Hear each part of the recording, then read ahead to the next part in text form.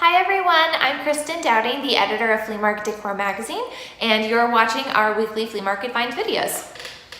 One thing I wanted to talk to you guys about before I get started on this week's fun finds is the fact that we are now in the season where flea markets are back. They're all over the place, and I hope you guys are getting out there and finding some great things.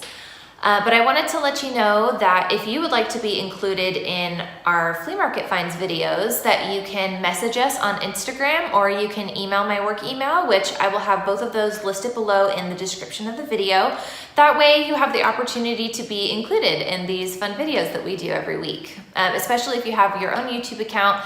If you do this regularly anyway, it's a great way to get featured and show us some of the fun things that you find. So be sure to do that. And then we can go ahead and start with this week's videos. For this week's kind of theme, we're going to be talking a little bit about how looking up your item online can have some benefits. Yay for technology. So for our first video, we have Crazy Lamp Lady who found a ceramic pig. And by looking up the glaze on the item, she was able to find out the history of the piece and where it came from. We're going to start in the front here with this pig. Now, this pig is ceramic. It's glazed. The glaze is actually a raku glaze. I figured this out because I posted a picture of it in my Old Things Identification group on Facebook, and they were able to identify the technique used for glazing it. And from there, I followed it down this rabbit hole, and I was actually able to identify the pottery that makes it. It's called Porcupine Ceramics out of South Africa. Very cool. So not only does it have this crazing, which it could be old, but I know it's not. It's a modern crazing, like a faux crazing. And it also has this crackle glaze on top. For our next video, we have Denise Cooper from Be My Guest with Denise, who's showing off a really pretty floral teapot that she found at her flea market. And by looking up the piece online, she found that she got an amazing discount on it. So technology was able to show her what was being sold on eBay and then what she got the price for. Oh, it's amazing. And then for an added bonus, she shows us how she's going to style it. Emily Rose by Dawn Swanson's Soup Tureen and Teapot was a total score. eBay wanted $75 and up for each piece, although the vendor wanted $25 for both. In the end, I got both for $20. These pieces were so interesting to me, especially with the interior of the rose detail on the inside and on the ladle, and even on the bottom of the lid.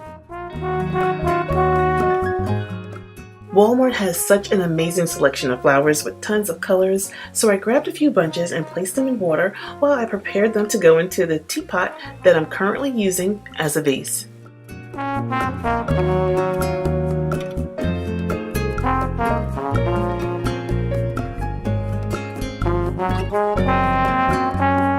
For our last video today, LittleBlackHanger is showing off a little brass piece that she found at her flea market.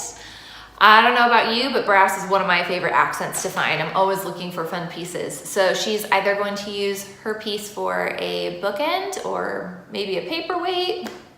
Check out her video to see what it is.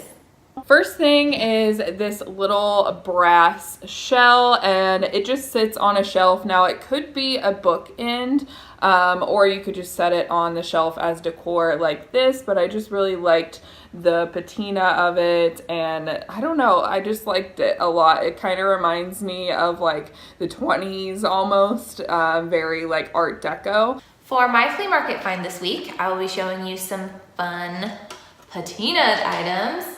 These are tins, and they have some great chippy qualities. These were a set, and she was asking for $30 for both of them. I asked if I could get them both for $25, but she wasn't willing to let them go for that. So she gave them to me both for $28. So that allowed me to buy a couple more vintage bottles, which was fun.